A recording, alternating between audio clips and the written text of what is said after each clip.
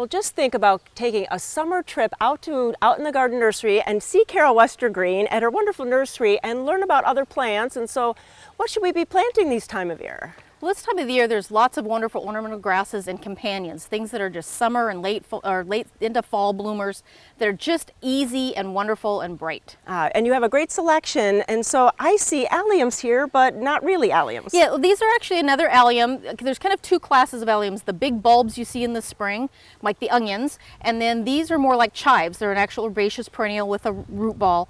I've got several different varieties. They're actually quite long blooming, quite drought tolerant, and they look beautiful with a lot of these other summer bloomers. Yeah, and with these grasses are blooming already, Yes. and really it's only late July. Yes. So what's this one? That one is Buddleia Blonde Ambition. Cool. And it's wonderful. We noticed this spring as we were cleaning them up in March, there were still nice looking flowers. I mean, they were still in shape months later. So for winter interest, it's fabulous as well. I mean, from now through next spring, it's really beautiful. So wait till like March to take them down? I would. I mean, if they're still looking good, if you get some interest out of them, leave them. Yeah. And this one's pretty. It's already got some red on it. Yeah, that's one of the panicums. So they're tall and thin. That one's about a 3-foot grower, and it does color up really nice, and it starts earlier. That color is going to get better and better as we go through this season. So yeah, they start in July, and by September, they're almost completely burgundy. And this is hot rod. That one's hot rod, yes. Nice. And then the fuzzy ones are fun. The fuzzy ones, those are a couple of my favorites. Those are pennisetums. This is Carly Rose, and this is Oriental.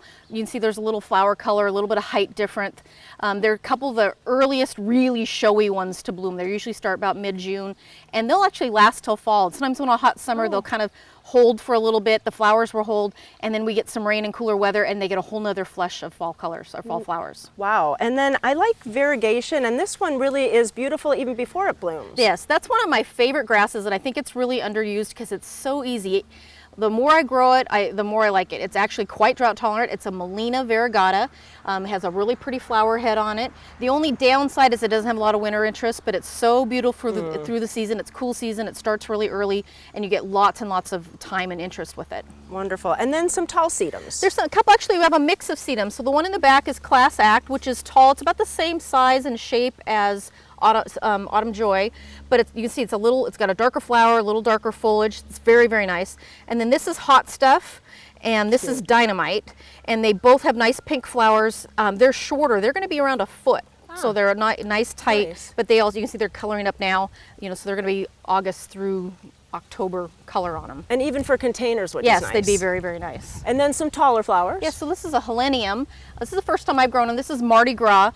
It's been blooming for at least 6 weeks already. Wow. I cut some of the old flowers off, but I see tons of new ones coming. They look beautiful with the grasses. Orange is not always my favorite thing, but I mean, it even looks nice with this pink, with the reds. Right. It's really a nice contrast. Plus, it's just a nice texture contrast as well as color. And now this looks shorter than the Rudbeckia that we usually see. Yeah, What's this is Little Goldstrum, or Gold Star actually, but it's a dwarf Goldstrum. Right. Everything about it's smaller. It's shorter. The flowers are smaller. It's just starting to bloom, and it's absolutely packed with buds. It's going to be about 15 inches versus 24 to 30. Wow. And then some other ones going there? So this is Little Lemon Solidago. It's a goldenrod, but it's only about 18 inches. You can see it's just coming into bloom. It often does repeat bloom, especially if you deadhead a little bit. You can see there's little buds coming. So you get a really long midsummer to fall bloom on it. Again, it looks beautiful with the grasses. Nice. And I see you have some beverages there. So why do we have beverages with all these beautiful plants? Well, this weekend is our 8th annual Wine and Cheese in the Garden from noon to 5 on Sunday. We have wine vendors, a cider vendor. We have cheese vendors. We have various food vendors, some crafts. And it's an opportunity to live blues music to go shopping for plants. And really, it's a beautiful place to come. They have this unbelievable display garden, and it's such a great event.